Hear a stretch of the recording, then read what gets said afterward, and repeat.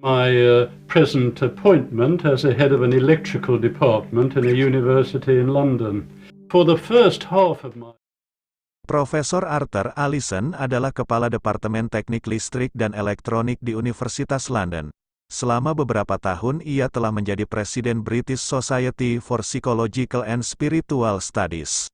Dalam perjalanan studinya tentang agama, ia berkenalan dengan Islam.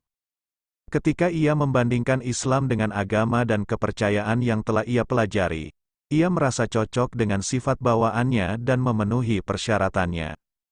Dia diundang ke konferensi internasional Islam pertama tentang keterbatasan medis yang diadakan di Kairo pada September tahun 1985 di bawah naungan Sindikat Medis Mesir. Dalam konferensi itu ia mempresentasikan sebuah makalah tentang metode terapi psikologis dan spiritual dalam Al-Quran, di samping makalah lain tentang tidur dan mati. Dia mempresentasikannya bersama Dr. Mohamed Yahya Sarafi.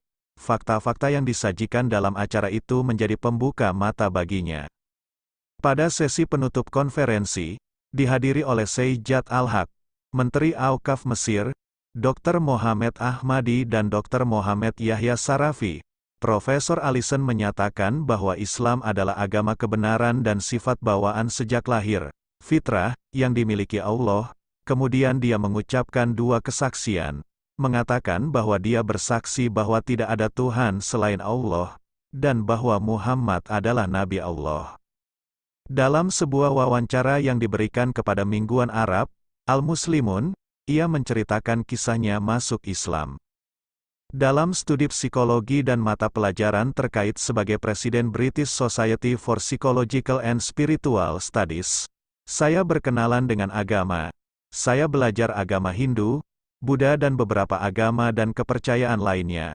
Ketika saya belajar Islam, saya membandingkannya dengan agama lain. Selama konferensi tentang keterbatasan medis, saya dapat menyadari bahwa perbedaannya sangat besar.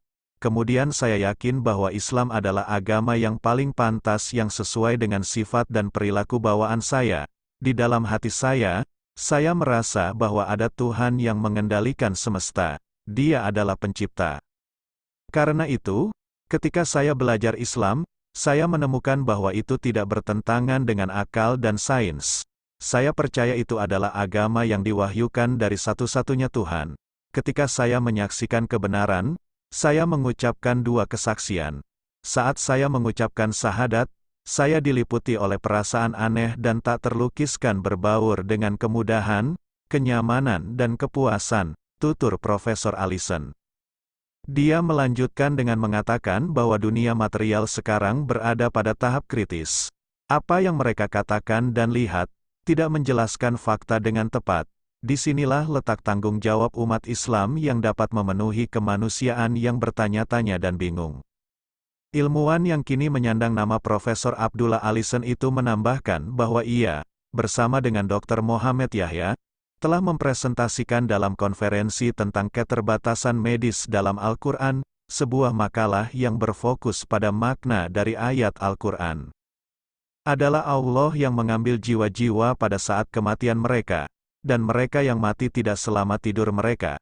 Dia memelihara mereka, jiwa-jiwa, yang telah dia tetapkan mati dan mengirim yang lainnya untuk masa jabatan yang ditentukan. Sesungguhnya, ini adalah tanda-tanda bagi orang-orang yang berpikir mendalam.